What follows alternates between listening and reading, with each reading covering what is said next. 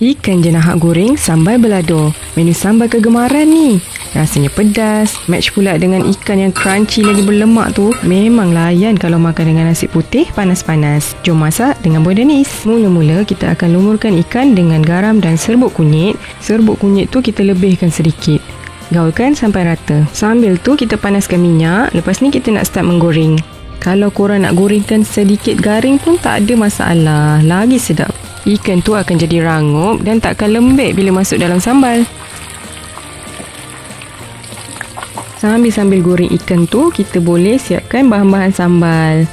Bunda potongkan cili masak dalam 5 tangkai. Bunda suka guna cili masak ni sebab pedas dia light-light sahaja. So sesuai untuk budak. Kita potongkan lebih kurang je sebab lepas ni kita nak kisar. Untuk bawang putih, Bunda pakai dalam 4 ulas. Kita ketukkan aja macam ni. Senang nak keluarkan kulitnya. Seterusnya, bawang besar dalam 4 labu. Kalau beli bawang, Bunda suka cari yang saiz kecil macam ni. Sebab bila masak tu bau dia lagi harum. Tips dari ibu mertua tersayang. Cara potongannya terpulang pada korang, asalkan potong bawang tu kecil sedikit sebelum kita kisar.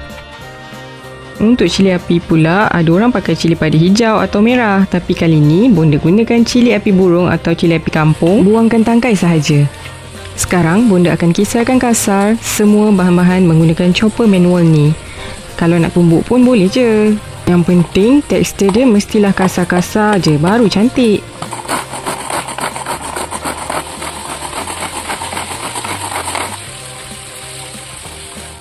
Next, kita ambilkan serai dalam 2 batang. Bunda akan ketukkan sahaja. Alhamdulillah, semua bahan dah siap. Sekarang, jom kita tumis. Tuangkan minyak masak secukupnya. Lepas tu kita masukkan bahan-bahan kisar tadi. Minyak tu kalau nak lebih sikit pun boleh sebab kita nak cili tu betul-betul masak. Kita kacaukan dia. Bunda ada tambahkan beberapa sudu minyak lagi sebab tak cukup.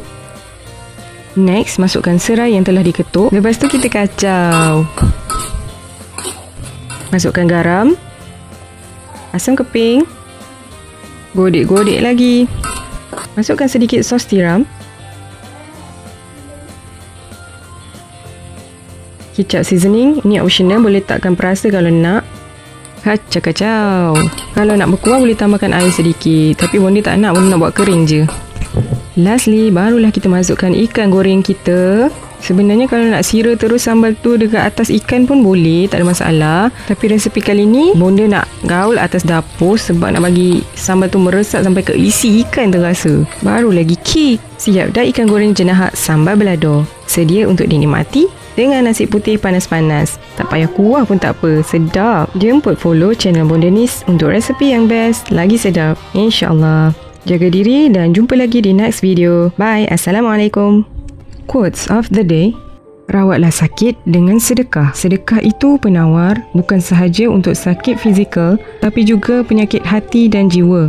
Rasulullah SAW bersabda, rawatlah orang-orang yang sakit di antara kamu dengan bersedekah. Hadis riwayat Al-Baihaqi dan Abu Dawud. Masya Allah, benar. Waktu arwah mak dulu sakit, dia kerap sangat bersedekah. Banyak sebenarnya kisah orang yang sakit kronik sembuh bukan sebab ubat sahaja, tapi sebab mereka ikhlas bersedekah pada waktu mereka sendiri susah.